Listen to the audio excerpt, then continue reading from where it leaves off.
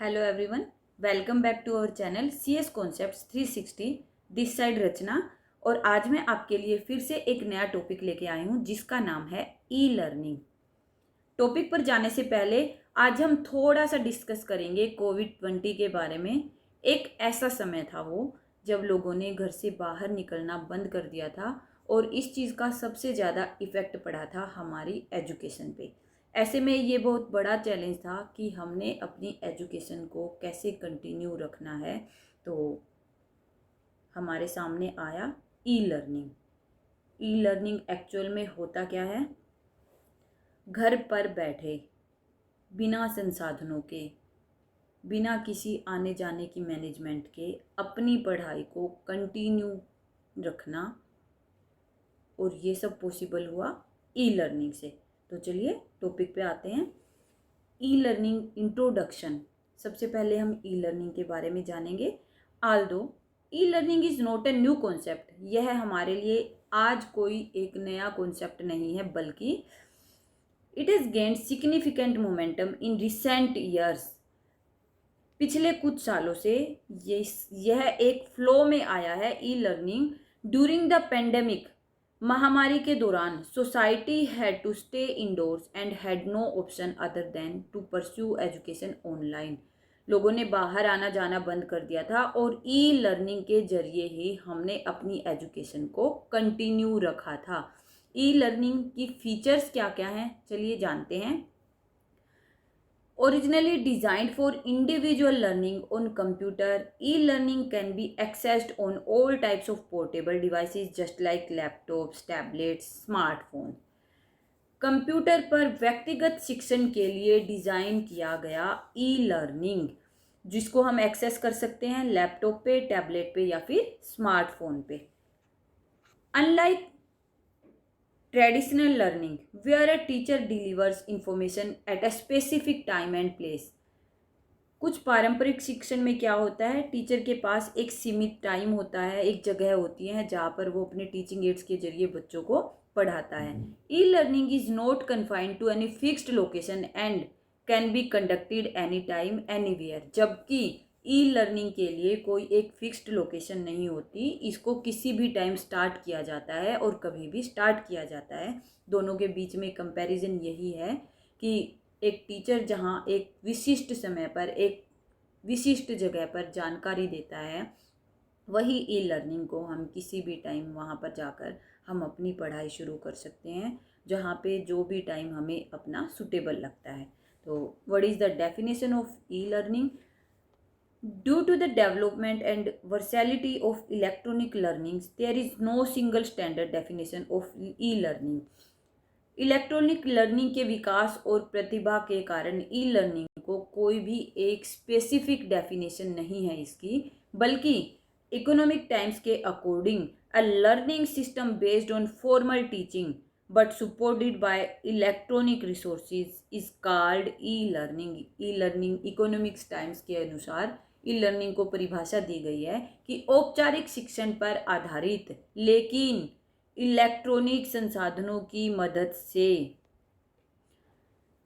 सीखने की प्रणाली को हम क्या कहते हैं? E learning. While teaching can take place in classrooms,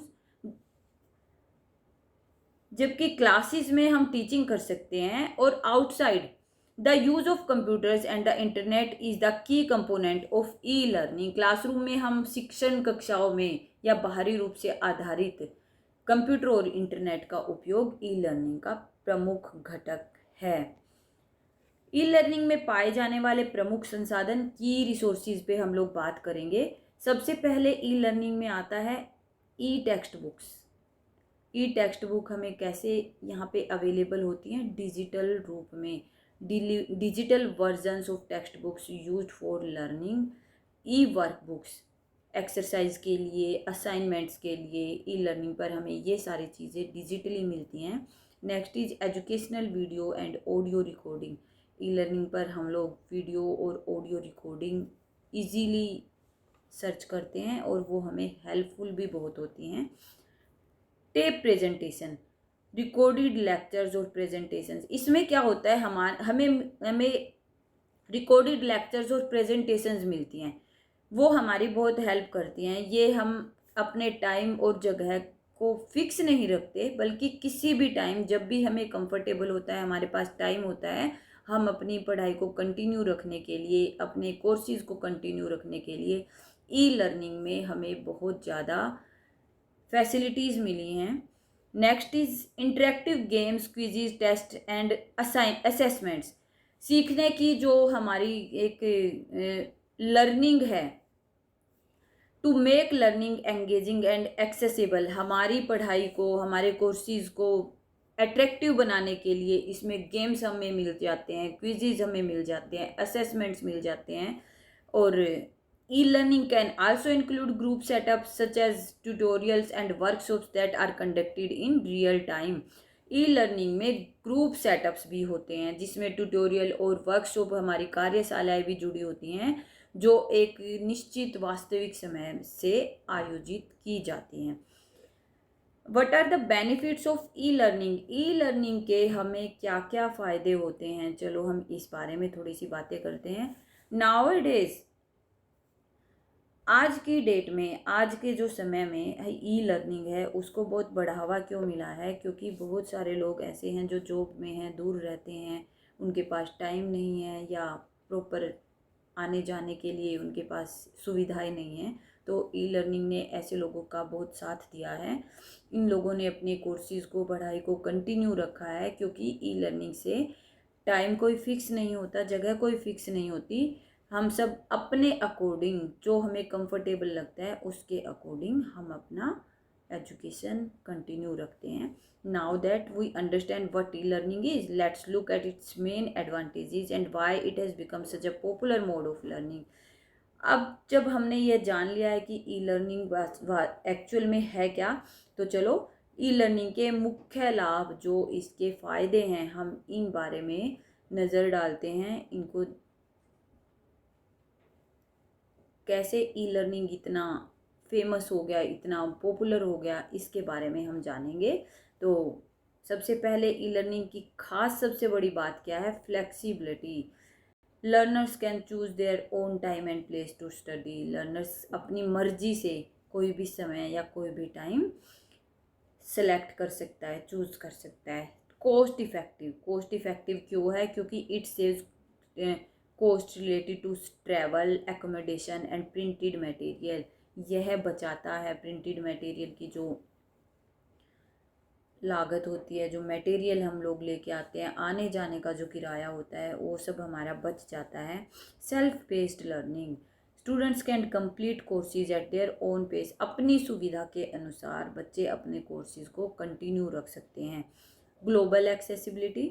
global accessibility कैसे हुई? क्योंकि हमारे education can be accessed from anywhere in the world. पूरे वर्ल्ड में हम कहीं भी बैठे हैं, कहीं भी बैठकर अपना कोर्स कंटिन्यू रख सकते हैं। इसके लिए कोई एक जगह फिक्स नहीं है। फिर है development of technical skills. E learning enhances proficiency in using digital tools and technology. हम लोगों को और हमारी जो टेक्नोलॉजी स्किल्स हैं इनको और आगे बढ़ाती है, जानकारियाँ हमें और बढ़ती है, हमारी एफिशिएंसी बढ़ती है, डिजिटल टूल्स को हम ज़्यादा से ज़्यादा यूज़ करना सीख जाते हैं। And it provides learning opportunities to more peoples. ई लर्निंग से ज़्यादा लोगों को सुविधाएं मिली हैं, उनको पढ़ने का मौका मिला है। तो e learning provides individuals with a mean of to learn when a scheduled class or study group is not possible or practical। E learning व्यक्तियों को सीखने का साधन प्रदान करता है जब निर्धारित कक्षा या शिक्षण समूह संभव या व्यवहारिक नहीं होता। यह एक बहुत ही फ्लेक्सिबल चीज़ है, क्योंकि हमें कहीं आना जाना नहीं पड़ता, ग्रुप्स में नहीं बैठना पड़ता, कोई जगह फिक्स नहीं होती। बस हम जैसे ही हमारा टाइम कंफर्टेबल होता है हम उसमें अपना पढ़ना स्टार्ट कर देते हैं। This means that people who are unable to study a particular subject due to lack of time और geographical limitations can now do so through e learning. मैंने आपको बार बार यही बातें बताई हैं कि ई लर्निंग हम कैसे स्टार्ट कर सकते हैं। तो इसका मतलब यह है कि जो लोग समय की कमी या भौगोलिक सीमाओं के कारण किसी विशेष विषय को सीखने में सक्षम नहीं होते, वे अब सीखने में भी सक्षम हो गए, क्योंकि ई लर्निंग ने उनका बहुत हेल्प की है। तो आई होप आपको टॉपिक पसंद आया होगा, और अगर आपको वीडियो पसंद आई तो आप कमेंट ज़रूर कीजिए और हमारे चैनल को लाइक ज़रूर कीजिए। वीडियो को ज़्यादा से ज़्यादा शेयर कीजिए ताकि और कैंडिडेट्स जो पढ़ रहे हैं उनको भी इस चीज़ का फ़ायदा करे। तो नेक्स्ट वीडियो के साथ जल्दी ही आपके सामने आऊँगी, तब तक के लिए धन्यवाद।